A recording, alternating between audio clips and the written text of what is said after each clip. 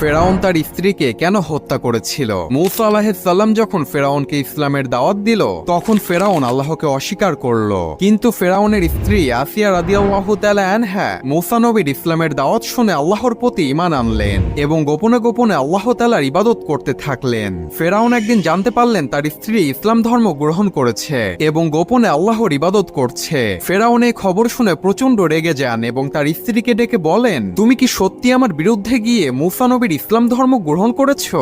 আসিয়া তখন সাহসের সাথে উত্তর দিয়ে বললেন, হ্যাঁ, আমি আল্লাহর উপর ঈমান এনেছি, যিনি সকল কিছুর সৃষ্টিকর্তা। ফেরাউন তখন রাগান্বিত হয়ে তার সৈন্যবাহিনীদেরকে ডেকে তার স্ত্রীর কঠিন শাস্তির ব্যবস্থা করতে বললেন এবং তার স্ত্রীকে নির্মমভাবে হত্যা করা হলো। মৃত্যুর পূর্বে আল্লাহ তাআলা আসিয়া রাদিয়াল্লাহু তাআলা আনহাকে জান্নাতের একটি দৃশ্য দেখালেন, যা দেখে তার মুখ উজ্জ্বল হয়ে গেল এবং সে খুশি মনে মৃত্যুবরণ করলেন। সুবহানাল্লাহ।